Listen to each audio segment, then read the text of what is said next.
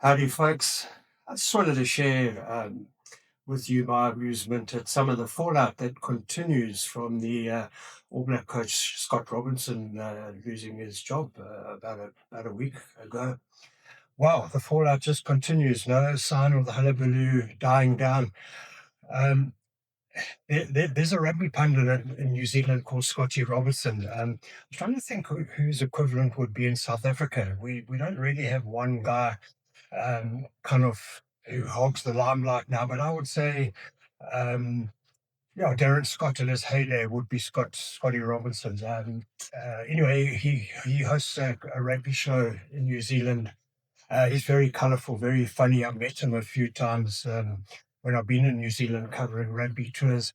And in fact, he always likes to tell me that he's from originally from Durban, or half Durban. His father came out to New Zealand, or came out to South Africa following the 1970 All Black tour, yeah. And in Durban, met a pretty bikini-clad lady on the on the beach in Durban, and that's how Scotty eventually came about. But anyway, but what he hasn't found funny, as I was saying, is quite an amusing guy, is Rassie's video on on Tony Brown. The he's not leaving, which came out 2 days after Robertson was gone. He says that Russ is childish and disrespectful, and accuses him of Schadenfreude, if that's the correct pronunciation, which is obviously taking joy out of someone else's misfortune. The one thing about that video, which I must say is not correct. So basically, you've got the Leonardo DiCaprio's character from Wolf of Wall Street. And then it's got Tony Brown's head sort of AI imposed on top of that figure. And if you met Tony Brown, he's the most mild-mannered, softly spoken, almost shy kind of guy. He could not be more opposite to Leonardo DiCaprio's character in that scene from Wolf of Wall Street. Yeah, just some things that Scotty brought up, which I thought were very interesting. He talks about a bunch of clowns, that's the NZRU, running a very flawed process that got rid of Scott Robinson, and I couldn't agree with him more from what we've been told. Um, for instance, one of the more revered sort of New Zealand rugby people is a guy called Sir Wayne Smith, who just a year or so ago, 2 years ago, coached the All Black women's team, the Black Ferns, to winning the World Cup, so winning a few years ago. Also a former All Blacks coach, a former All Black himself, fly half.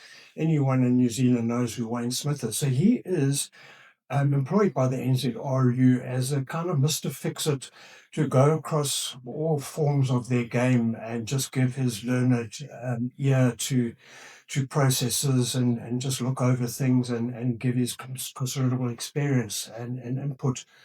Wasn't consulted on the Scott Robertson review, which Scotty Stevenson finds absolutely bizarre. So does everyone else. And Wayne Smith wrote a column in the New Zealand Herald saying that the first he'd heard of it was when he heard with everyone else that Scott Robertson had been fired.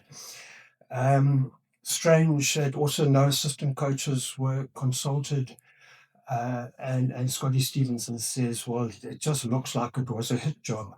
And then they went through the pantomime of, having this big player review thing, player consultation thing, which is where our old friend Eddie Jones, Eddie's always got something interesting to say about any sort of news development in rugby.